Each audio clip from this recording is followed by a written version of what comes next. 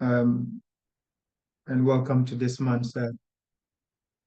Yeah, good afternoon, everyone, and welcome to this month's AFEM Nursing Group webinar. I want to believe everyone can hear me loud and clear, and you can see my slides very well before I continue the presentation.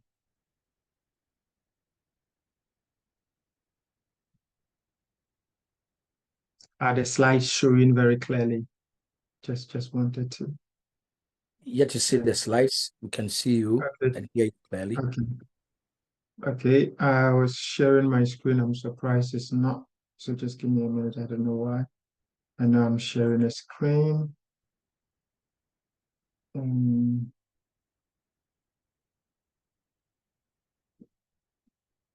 Yeah, again.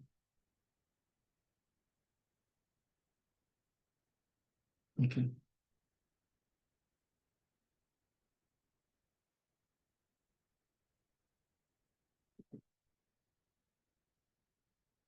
Okay.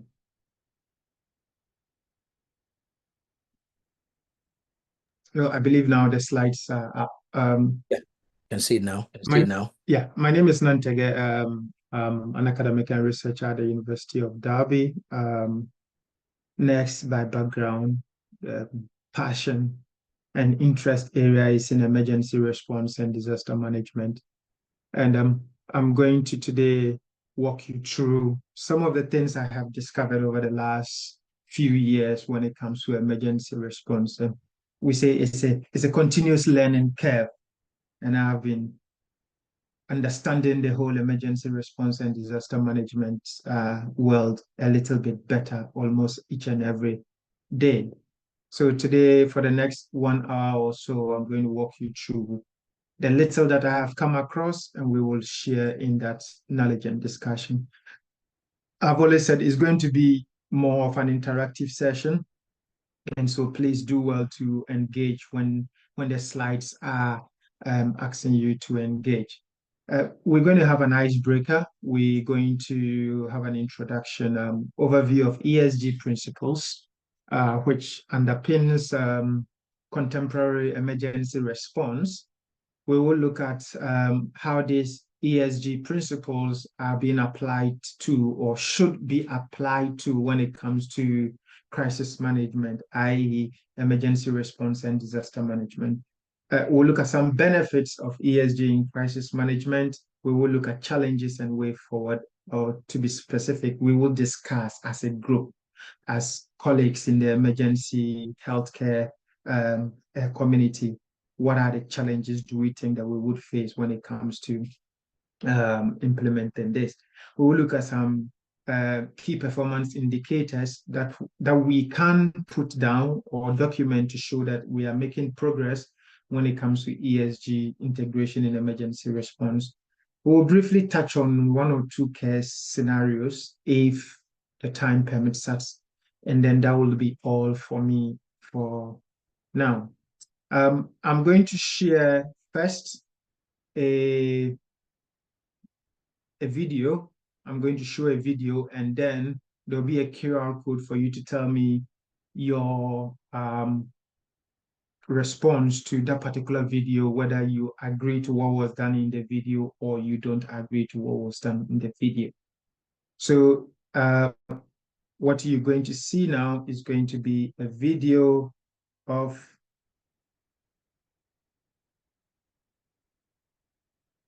an emergency response,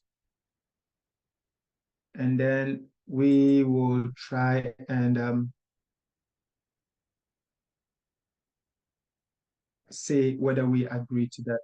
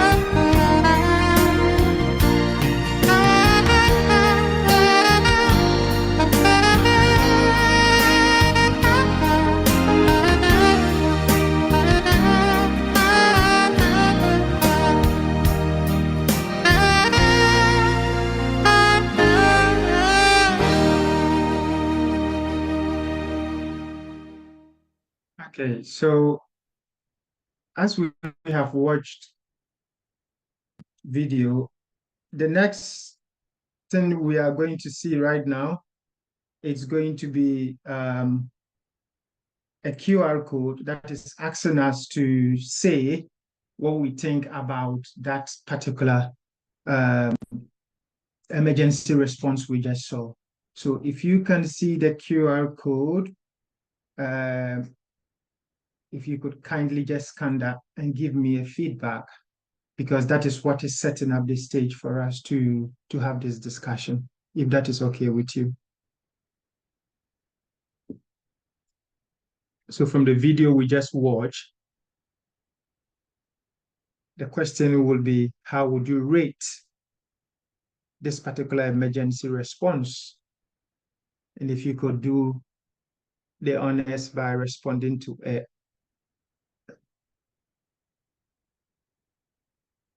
Because we need to understand first where we are as a community, as an emergency response community. We need to appreciate where we are as a country. We need to appreciate where we are globally when it comes to emergency response and disaster management. It is only when we can make that honest and critical appreciation of our strengths and weaknesses, that is only when we can see where there is opportunity for us to progress.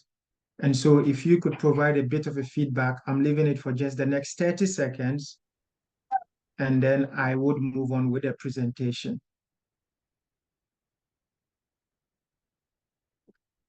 Just to confirm, is the QR code working for everyone?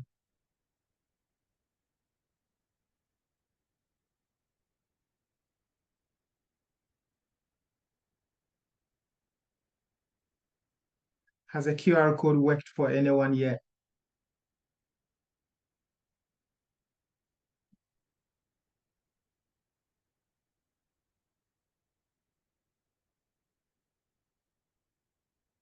Hello?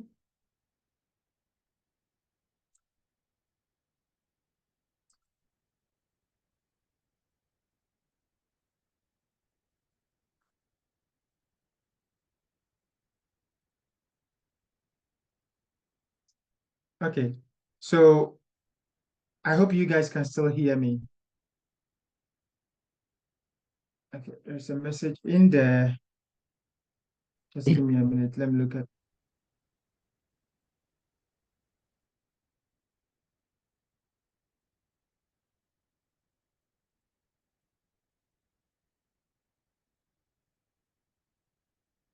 Okay, yeah, it should work, because I think that I have tried it over and over. I've double checked just to make sure that it's It is working. working. It is working, It is Daniel. working, Daniel. Okay, fine. So whilst those responses are coming in, I'm just going to go ahead with the presentation, and after that, I will share the responses that you have shared with us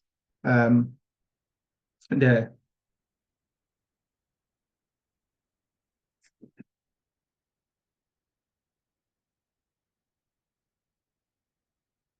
Okay, so if we look at, as a way of introduction, if we look at the normal disaster response cycle that most of us have seen, which is on the left, and then another one which I am putting comparing to that, you would realize that there is a clear difference when it comes to concept.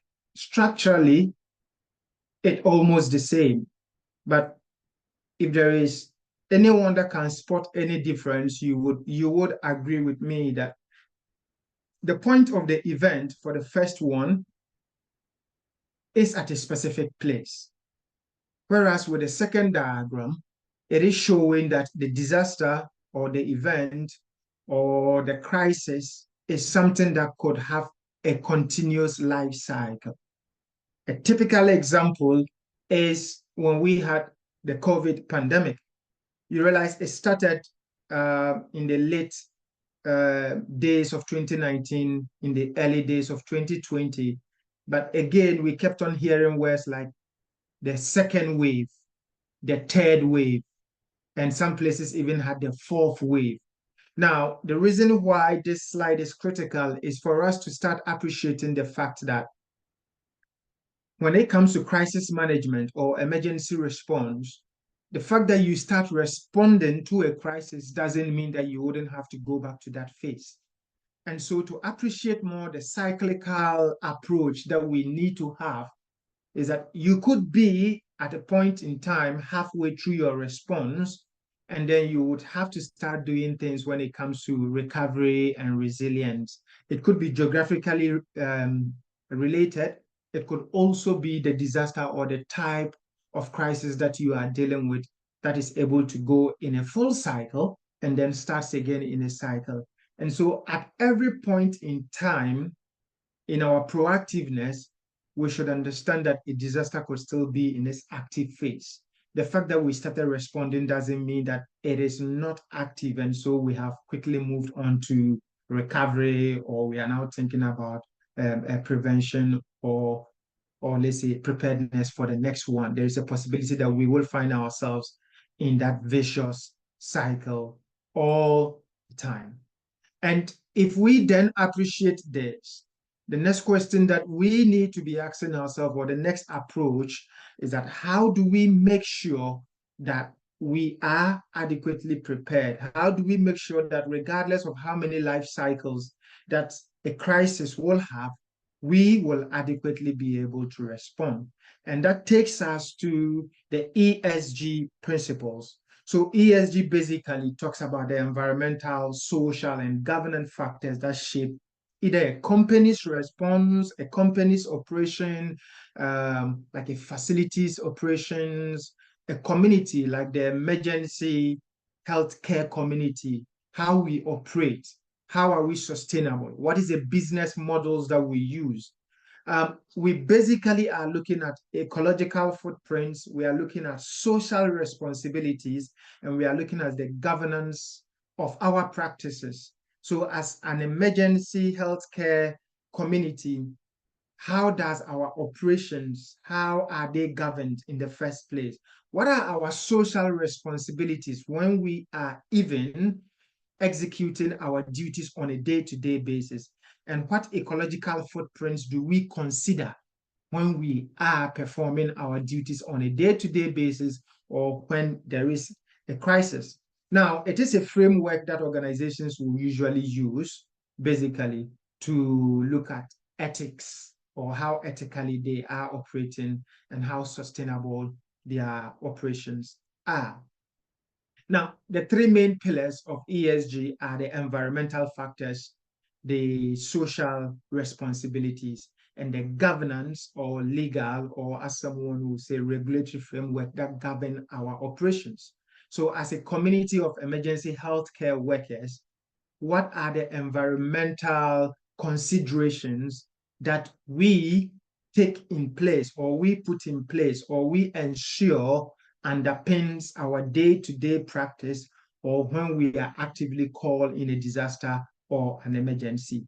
Now, the use of energy, the efficient use of energy is very, very critical.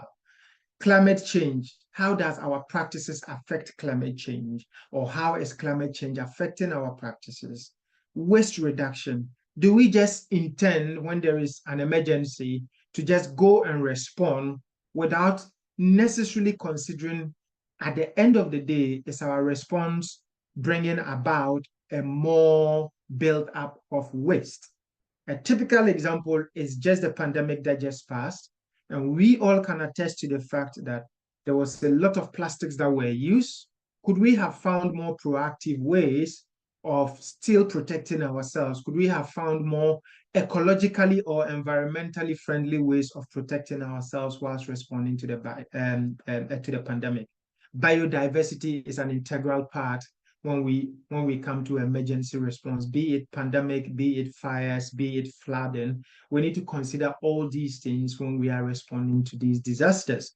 Greenhouse gas emissions, carbon footprint reductions are all critical components of the environmental pillar when it comes to ESG principles.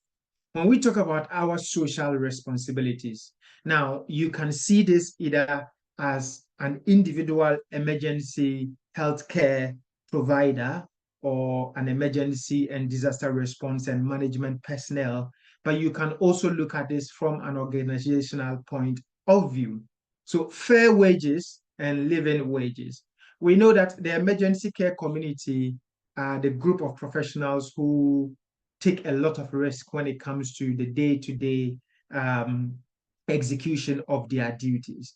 How fair are the wages? How fair are the living conditions? Um, if we decide that we are responding to an emergency, does that mean that we should downgrade our own standards of living, as in to live in a such a way that at the end of responding to that emergency, you yourself become a case to be managed? We are looking at equal employment opportunities. We are looking at employee benefits. We are looking at workplace health and safety measures, which a lot of our institutions do not pay priorities to. And sometimes when even they are having the documentation to show that, oh, they understand the concepts of workplace health and safety, the applicability of some of these concepts are very questionable. Community engagement is a social responsibility, a critical component of ESG pillars. Responsibility when it comes to, or responsible nature of carrying out our supply chain management.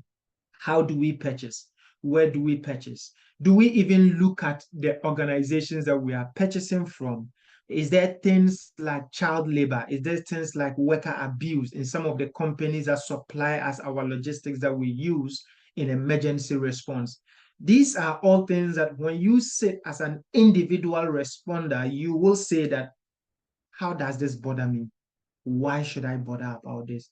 But if you come to the full appreciation of how this at the end of the day affect your practice, you would be concerned about where your organization is purchasing its logistics from. Then adhering to labor laws is also a critical social component.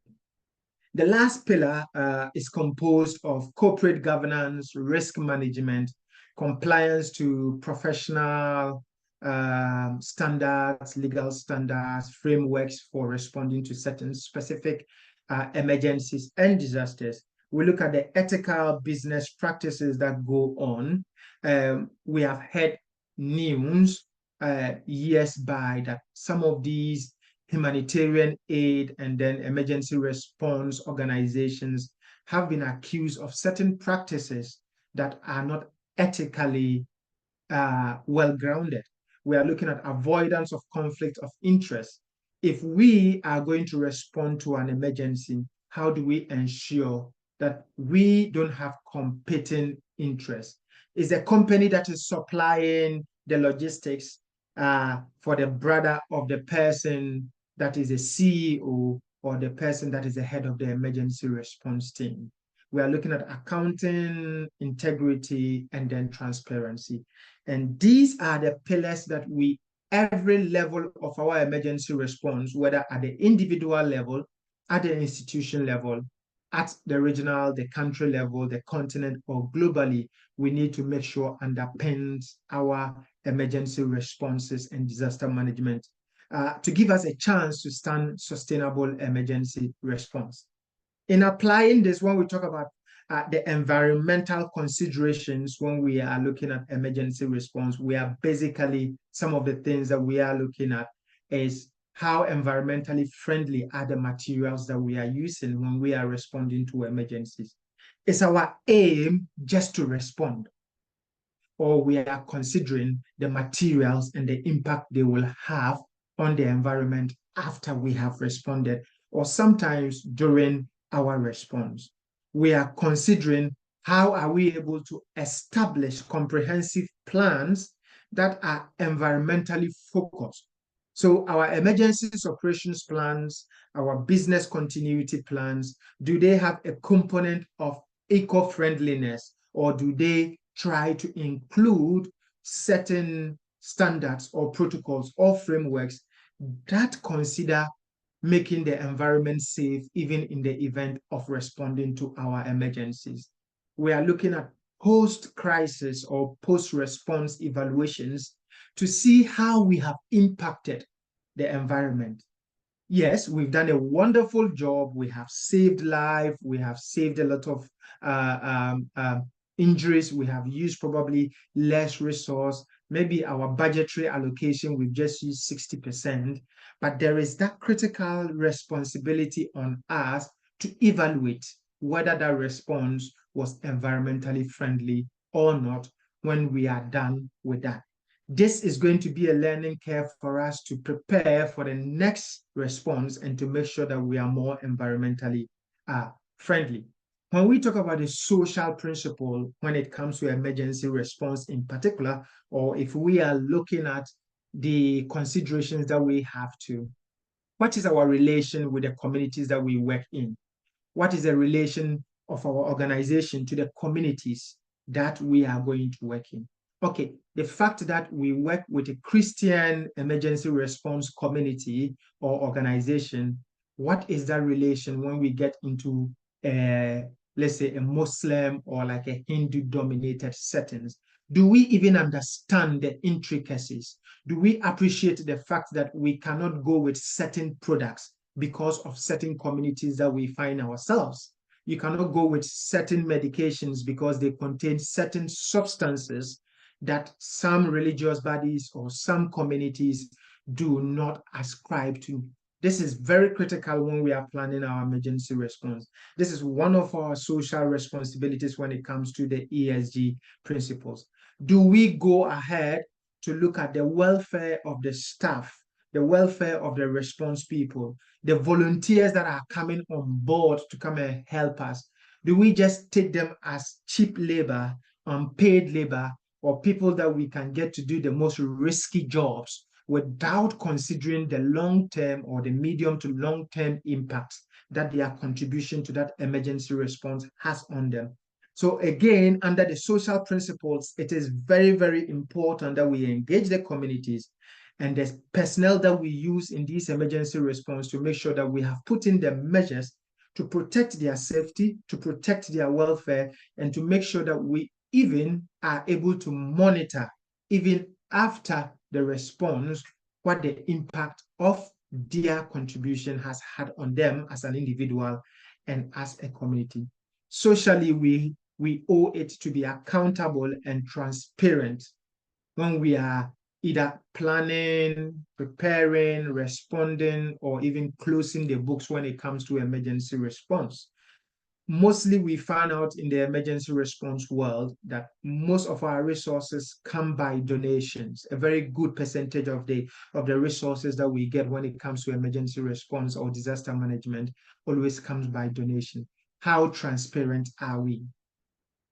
How accountable are we of the things that has been entrusted in our hands? How accurate are we reporting the mortality and the morbidity rates? In the COVID pandemic, we saw all sorts of news thereabout. Some figures being questioned from the global south, some figures being questioned from the global north. Were people inflating figures just because of benefits? Were people not reporting cases because of stigma? However you look at it, we still owe ourselves, we still owe the communities we are responding to, and we owe the globe that social responsibility to be transparent and accountable in our dealings when it comes to emergency response. The governance aspect of it entirely looks at the regulations, the legislatures, and the structures that has been put in place, the infrastructure that governs our practices.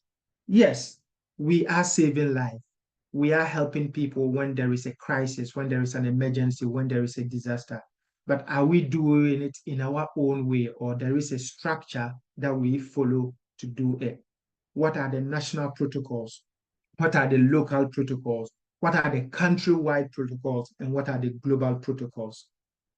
Also, as part of the governance principle, whether you are looking at it from the country level or even from your organizational level, there is that need for regular training and drills.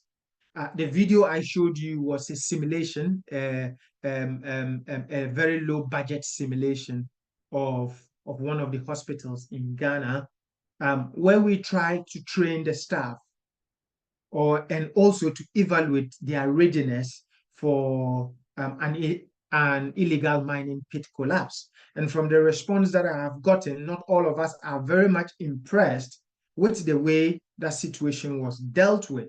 The question now is that, were there even structures in place to provide the regular training? Are there structures in place to make sure that there is regular drills to keep us up to date and to keep us in check when it comes to our skills, when it comes to modern ways of approaching these things?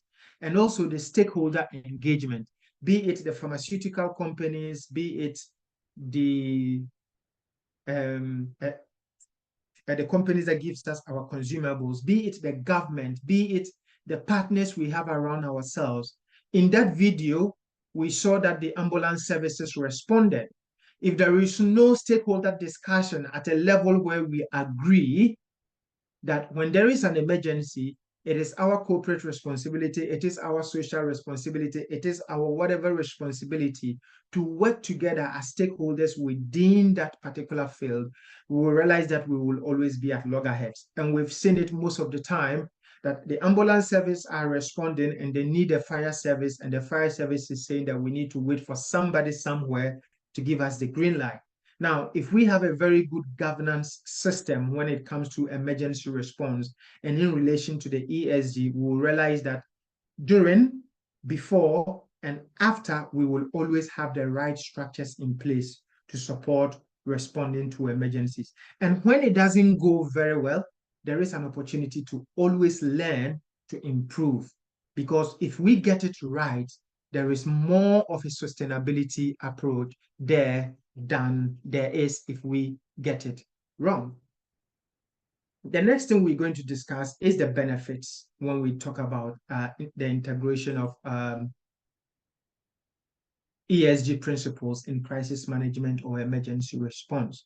Now, before the crisis, if we are able to establish or integrate effectively, seamlessly, ESG principles in our emergency response structure and system, we will always be very proactive in our response. We will reduce the impact and the likelihood of these crises because we can predict some of them.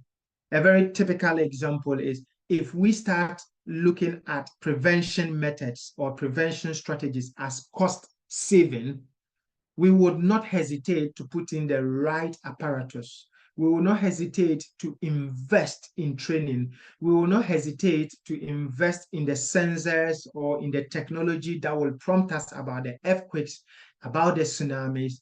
We will not hesitate to invest in the research that will keep us a step ahead of global pandemics and epidemics.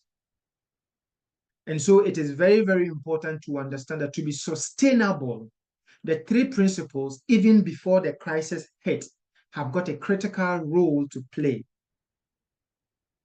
when we talk about emergency response and disaster management.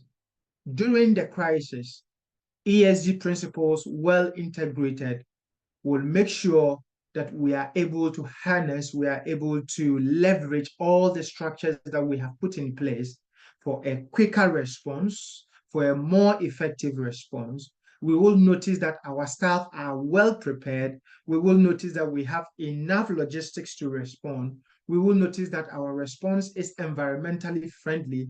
And even the communities that we have these disasters happening, because we were proactive with integrating ESG principles in our emergency care settings, they anticipated this. They probably have had trainings. They know how to evacuate these dangers. They know how to come back when it is safe to even support the response if people have been left behind. So it is critical to appreciate the fact that throughout the phases of the disaster management cycle, be it mitigation, preparedness, response, or recovery, one of the major principles or one of the major concepts that we need to embed in our day-to-day planning is the ESG principles that we have reviewed.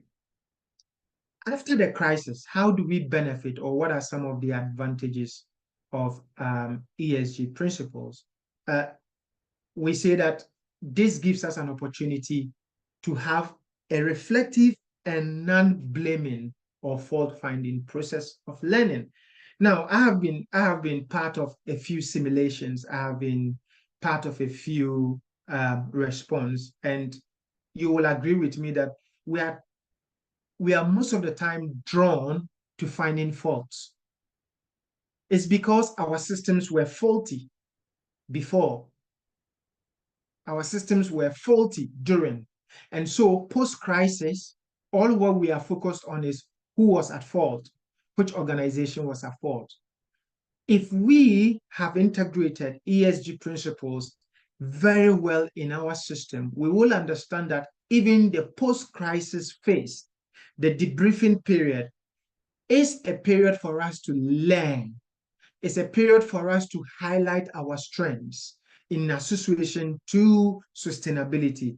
It is a period for us to pick out the areas of improvement that the next pandemic, the next epidemic, the next flooding, the next fire outbreak, we will be better prepared. We will be more effective and we will be more sustainable in our response. It is also a period, or the post-crisis period, if we have a very robust ESG integrated emergency response system, will allow for stakeholder engagement. Why?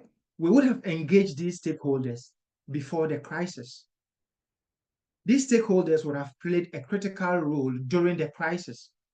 And so it is very obvious that engaging these stakeholders after the crisis will even give us a better opportunity to grow as a community and to be better in our next response. One of the things that we see when it comes to post-crisis is that some of the stakeholders that are involved in evaluating or assessing the response were never part of the planning phase. They were never part of the before the crisis phase. They were never part of during the crisis phase and have only been drawn in post-crisis. And so there is a bit of a gap there when we talk about appreciating the efforts that were put in place, appreciating how adequate or inadequate or the stresses involved in responding to the crisis or the emergency. And so they come in a little bit blinded. And so it is very, very important that throughout the phases, stakeholder involvement plays a very critical role. Also, the post-crisis period, if we have established very good emergency response underpinned by ESGs, we will have very good data system that we can review and know what went wrong, what could have gone better, what didn't go well. Now, at this point in time, I would want us to discuss a little bit from you listening to what the ESG principles stand for, appreciating how they can be applied or should be applied in emergency response or crisis management to be general, and you listening to some of the benefits, which is non-exhaustive, that I have provided. Could we think about some of the challenges that we currently are facing in integrating such ESG principles in our emergency response? And what are some of the suggestions that you will bring on board when we come to moving forward? Let's discuss this as a group. And so the floor is open for you to pop up your hand, pop up a chat, talk about a challenge, or talk about a suggestion that you think that we can adapt to be able to see this ESG principles well integrated into our emergency response system.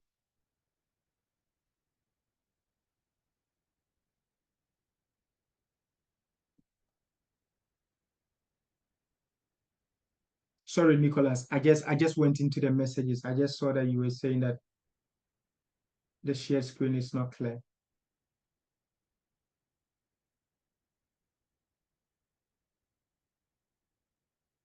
Did it by any chance correct along the line or the problem persisted?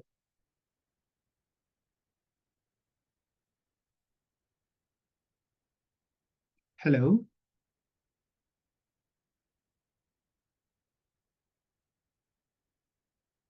Hello? It looks like we had a bit of a technological issue. Can someone just give a feedback if the slide We can didn't hear go you. very well? Okay. Okay. So can we get some feedback on the challenges why we are struggling to integrate ESG principles or to be sustainable? Let me just simplify. Why are we struggling to be sustainable in our emergency response system as it stands? What do we think are some of the challenges?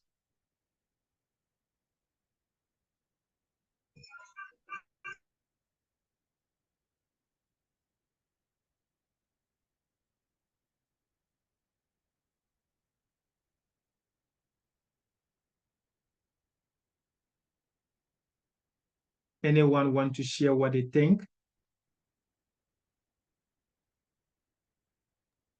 Yes, Nat, you can see your hand has been raised. Cost. Yep.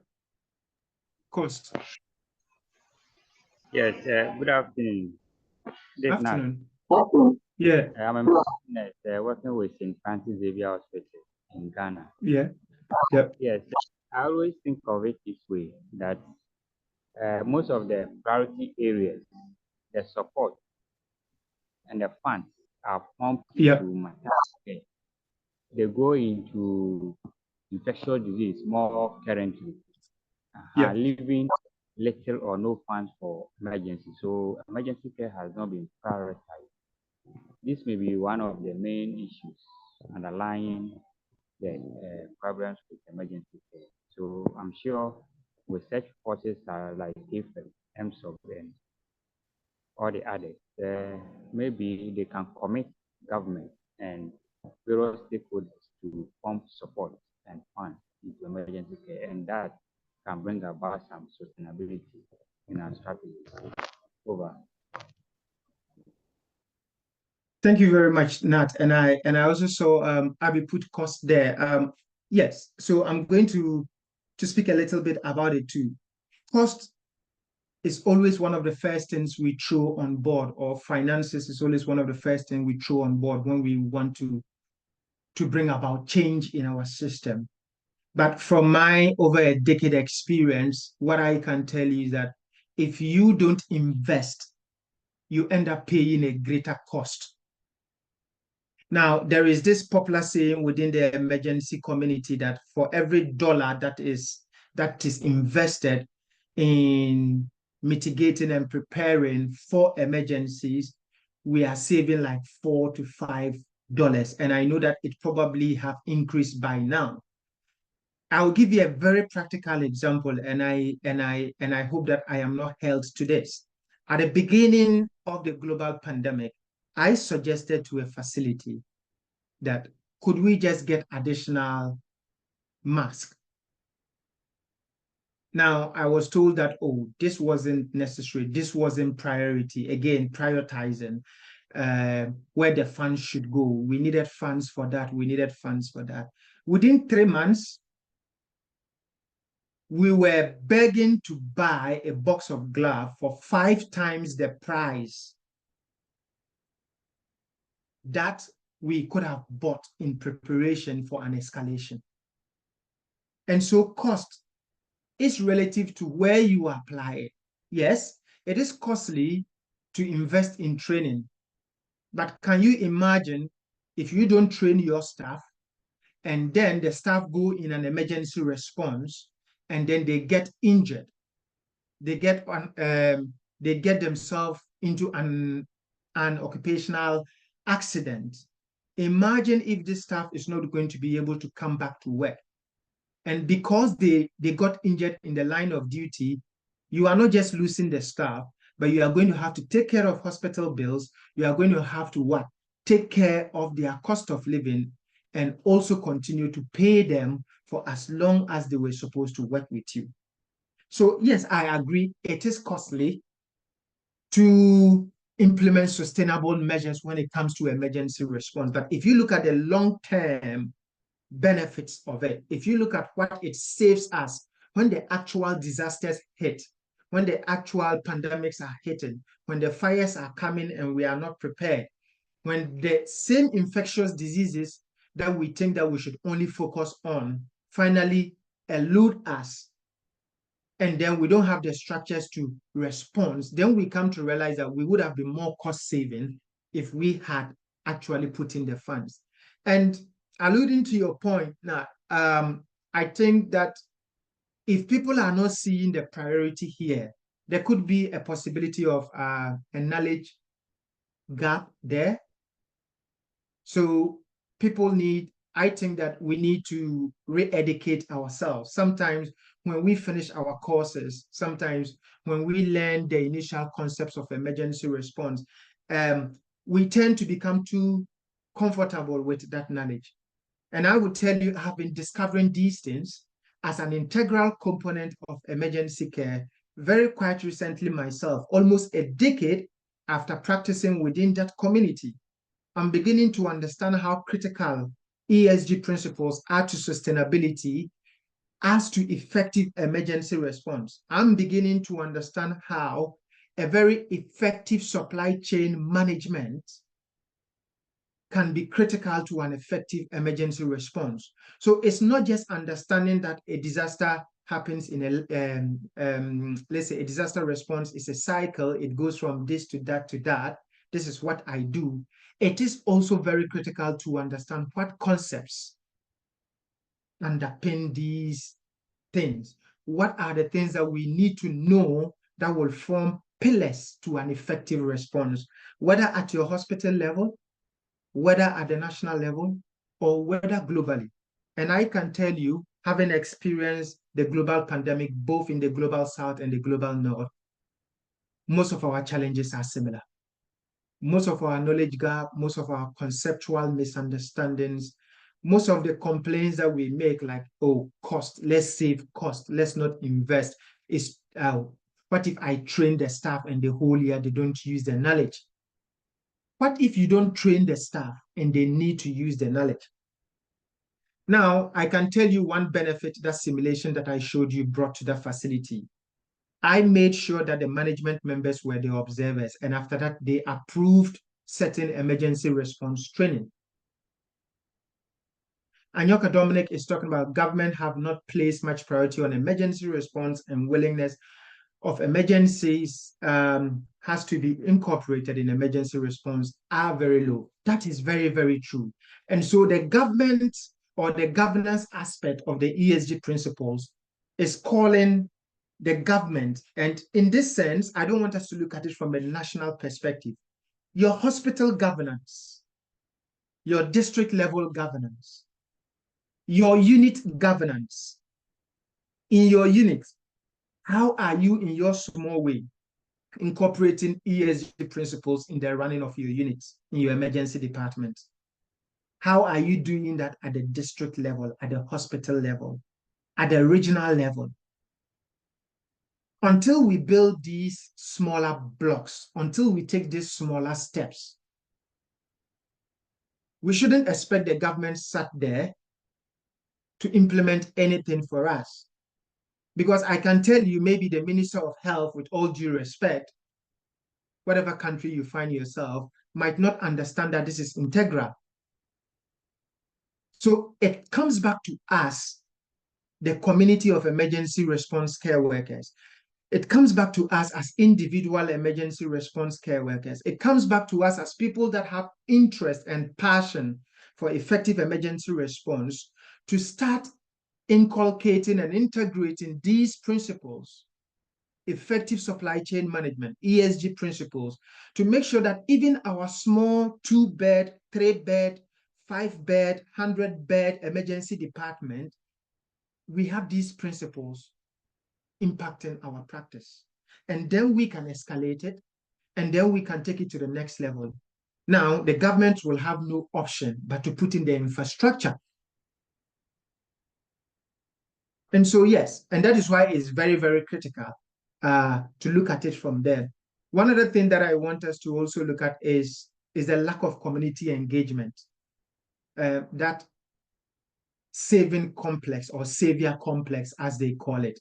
Sometimes emergency response personnel are under the impression that we are going to save people, so they should accept however we decide we are saving them. Yes, You are coming to save me, but if I don't understand what you are doing, if what you are doing is not in line with my religious standards or beliefs, if what you are doing is not in line with my cultural standards and beliefs, how effective do you think you are going to be? Let's look at vaccine uptake. There is a whole disparity of vaccine uptake depending on the community that you find yourself. It is usually said that, oh, there is greater vaccine uptake in the global north. Have you asked yourself, before these vaccines are developed, during the process of these vaccines being developed, during the trial phase, there is questionnaires that are going on to engage people as to what are their feedbacks when it comes to this. The community is being engaged through and through. And so before we say that this is the vaccine that is out or this is that is out, we have some understanding about what the community thinks about whatever we are bringing to them. Do we see that across the globe? Do we see that in our own continent? Do we see that in our own country? Do we see that in our own region, district, even in our own hospital? When we are implementing some of these preventive or mitigative strategies, do we engage our staff? Do we engage the community? And so it is these principles are not just concepts. If you sit down and you reflect on it, you would realize that they are affecting even our day-to-day emergency care. And so it is very important that we start applying them practically. It's not just about the concept. It's you look at your situation, you look at your facility, and you decide what are the environmental changes I need to make or considerations that I need to make when it comes to emergency care. What are my social responsibilities to my staff, to the community when it comes to emergency response and care? And what are the governance structures? What infrastructure must I put in place in my corner? What should I suggest when it comes to my facilities? Some facilities don't have health and safety policies. Could it be that we start writing it for them? If management is not willing to write one, can we come together and draft one and give it to them? Because in an emergency response, if anything happened, what should be done? Some facilities don't have emergency operations plans, business continuity plans. There is no structure to follow when there is a disaster or an emergency.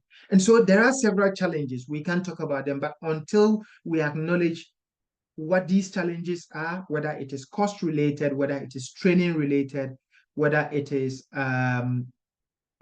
let's say something like instability in governance, which is affecting some of the African countries, we will not be able to go past that.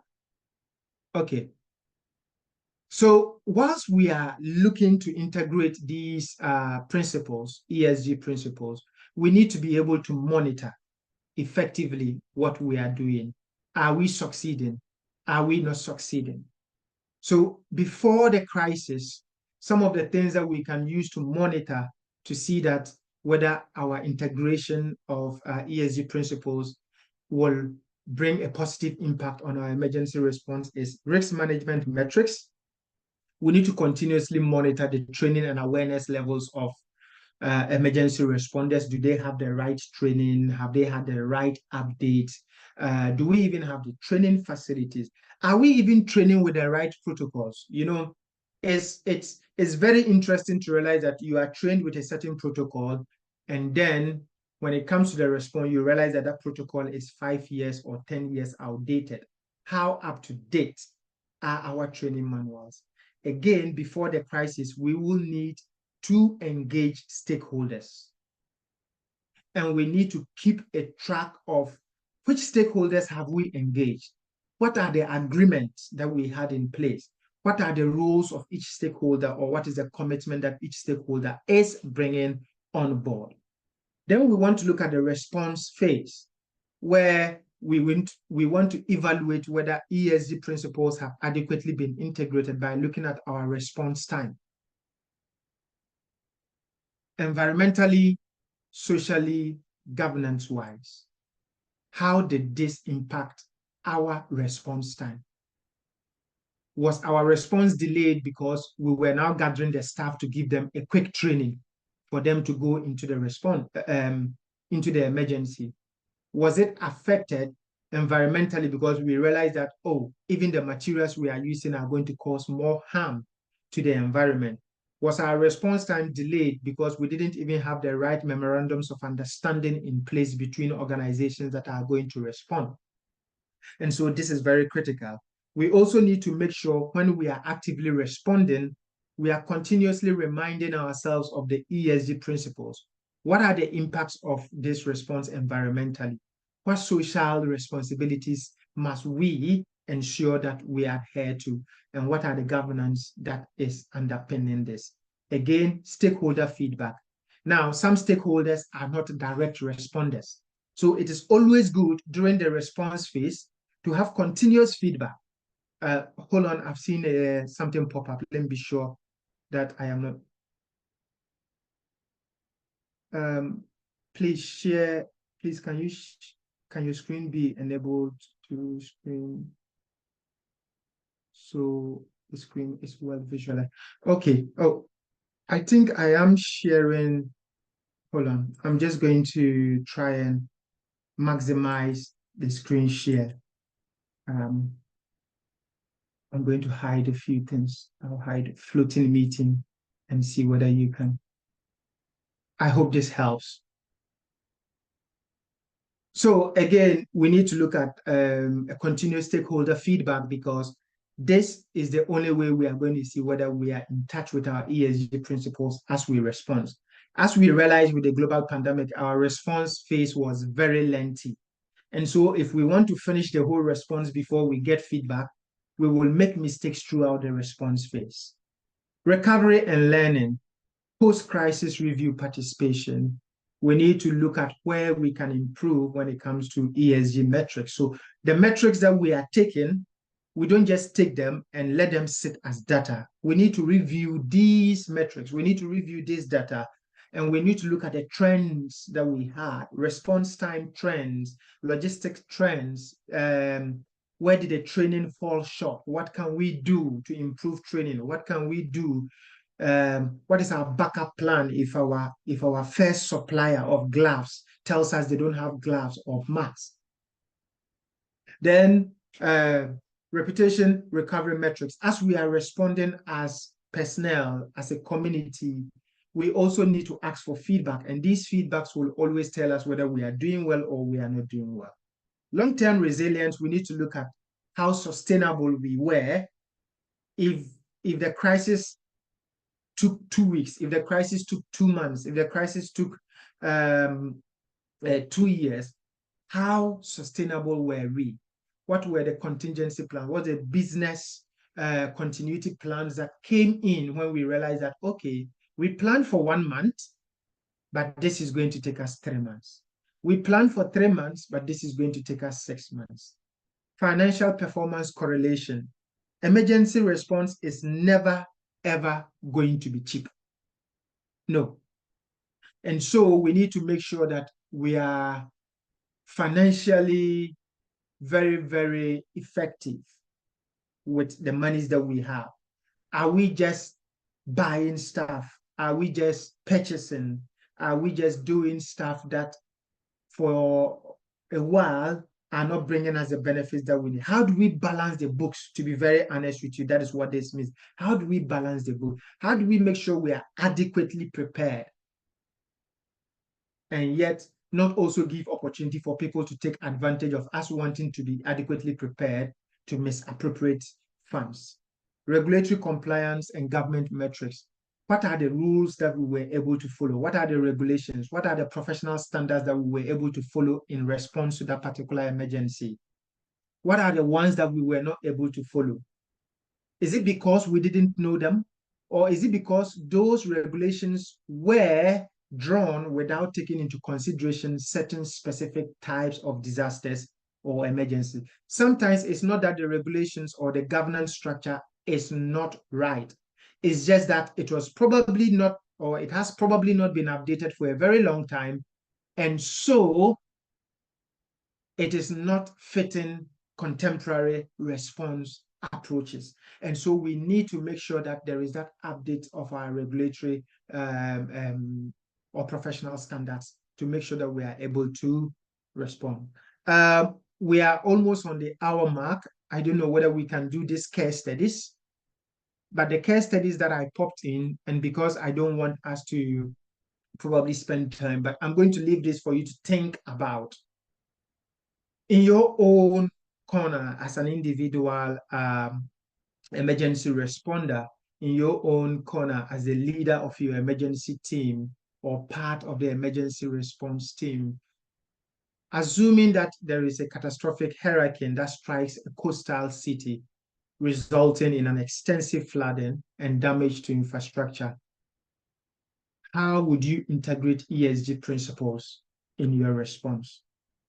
And I think this is how we need to start looking at things, evaluating our practice plans, our response plans, and building up our trainings. The other case scenario, which we can discuss during the question and answer session, is that there is a pandemic, and the pandemic, the metrics are showing that the marginalized communities are getting more infected, or the poorer communities are getting infected. Having at the back of your mind that there is a social component of ESG principles, how would you focus on this when you are responding to this particular disaster or this particular crisis? And then the final one, case study, has to do with a chemical spill in a residential area. Now, considering the governance aspect of ESG, what are the structures? What do you think that we could have done better or should do if we are responding to this particular emergency or crisis from the governance perspective? What should have been in place or what needs review? Also, you can look at the environmental impact of this particular one, how we are going to respond without causing more environmental impact, and what are our social responsibilities. For example, if we have to relocate these residents because of the chemical spills, how are we doing this to bring about social equity and all that? So in summary or conclusion, sustainable and effective emergency response is only and only possible from where I sit now, from the little I know, from the little I have read, is only and only possible if we are able to integrate ESG principle in our emergency response plan. It is only then that we will be able to meet the sustainable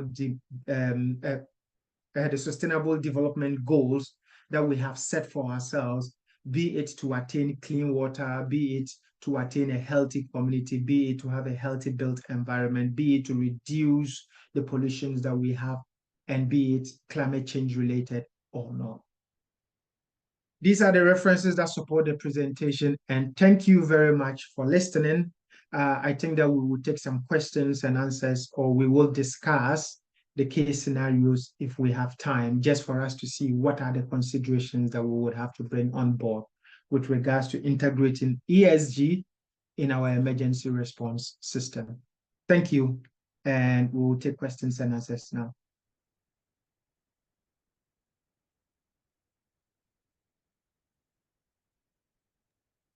Thank you very much, Daniel, for the wonderful presentation. The floor is open now for questions, contributions. Anybody has a question, the person is free to ask.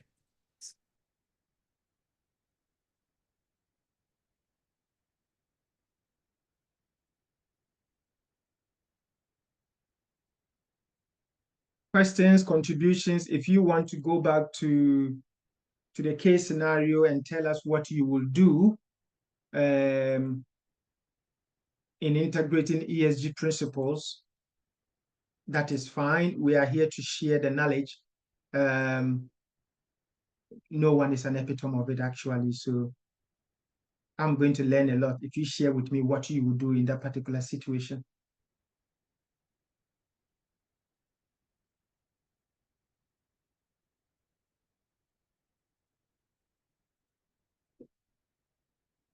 Or if you have any question that you want us to discuss as a group, that is also very much welcome.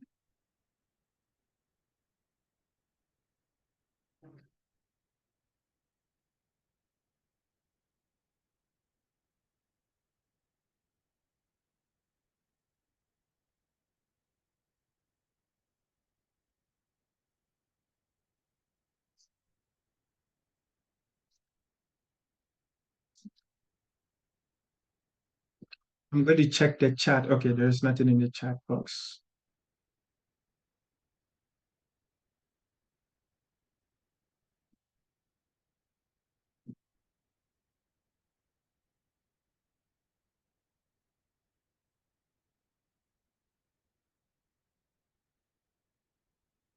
Vera, thank you for that point. Yeah, community engagement. Yeah, we sometimes think that we know more than the communities we are going to save, you know. You are going into a community uh, and you haven't engaged them and you realize that there is a shorter road going there and you've spent 5 hours trying to get to the community just because you didn't form that partnership, that collaborative partnership with the community. They would have told you maybe if you take the second turn, you'll be able to get here in 2 hours. They would have told you what materials they have in the community that can help you. They will tell you probably, oh, we've got a very good number of youth here, um, educated enough for you to probably just teach them one or two things. So instead of you carrying all your staff, your emergency response staff there, you could also, during the period of the response, even increase the capacity of your response team by teaching them one or two basic things. It's all going to be that the communities, we need to start respecting these communities that we go in. And apologies for using the word respect, but I think that to some extent, we sometimes do not respect the communities that we go in to provide them with this help. And until that, we appreciate the fact that there is something within the community. Every community have their resilient components.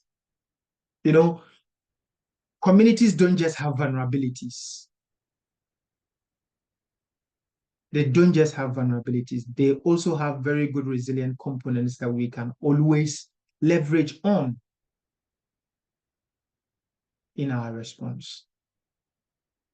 Anyoka says, I have just realized that my region do not have an emergency response plan. How do you approach knowing the huge challenges that comes with it? Yeah. So I can confidently tell you, I have some colleagues here. When we were doing our emergency training in Ghana, a Professor Roxanne helped us to develop some emergency operations plan for some hospitals. I am not saying they are the best. Probably my colleagues will attest to the fact that some hospitals have probably not updated them since we submitted them in 2017. You can probably ask on the platform, and I'm sure that somebody will be very happy to share with you such documents. And then you can look at it. You don't have to do one for your whole region. You can start with your hospital. How can we adapt this? What are the parts of this document that we can start building as our own? And then when you get in touch with some of the senior colleagues on this platform, I am sure that they will gladly support you in the development of an emergency operations plan. The truth of the matter is that if I have a very robust plan and you don't have a robust plan, the domino effect will still get me. The pandemic has taught us so much. Some countries, some regions, some continents thought that they were well suited to respond. What happened? And in emergency care, you always hear the frame that the chain is as strong as its weakest point. So if we have 16 regions in Ghana, for instance, and we have 15 of them having robust emergency response plans, having trained their staff very well, that one region that is lacking will cause the downfall of the whole country. And so this is not a matter of I am best. It's what can we do as a community?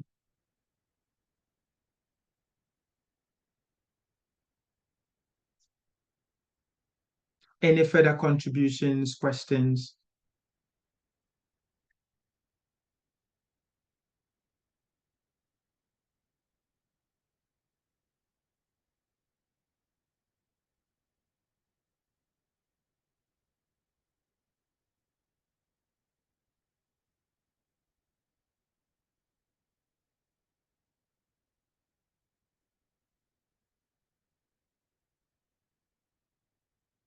So the earlier survey that we did with relation to that emergency response that we saw, I had just a few people answer, but 20% are saying it was very poor, 20% said that it was poor, 3%, 60% said that it was satisfactory. We had no one say it was good or it was very good. I am sure that if we even put up that particular survey again, as in reflecting on our own preparedness to respond to emergency based on the ESG principles, I am sure we are even going to score very low. And I've always said that I am happy speaking on these topics because I have lived the problem. Sometimes when I start coming into contact with some of these materials, I just ask myself, some of the things that we thought that we were on top of, we are not even half the way. And it takes that continuous learning, that open-mindedness to know that regardless of how high we have hit, we can still go higher when it comes to emergency response. We want to get to the point where there is zero mortalities. We want to get to the point where we are able to evacuate before that flooding hits. We want to get to the point where the community will start the response before we get there.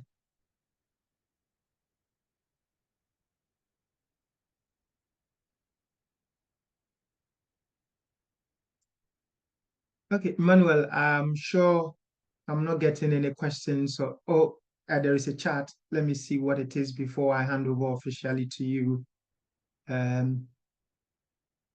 Oh, yeah, okay.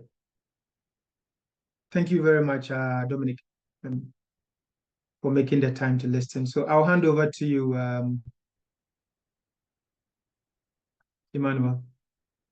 And thanks for the opportunity once again to share the little learnings that I'm coming into contact with. Thank you very much, Daniel, for your presentation. I think this is an eye-opener, and I believe that at the end of this presentation, we must all be advocates for the implementation of ESG in our various facilities. We try to brighten the corner where we find ourselves. Next webinar will be announced as soon as possible, and we are always grateful for your participation in this monthly webinar. We are hoping to continue to do this in the coming months as the years goes by. Once again, thank you very much for joining us, and we hope to see you soon next month. Thank you so much. Enjoy the rest of the day wherever you find yourself. Thank you. Thank you.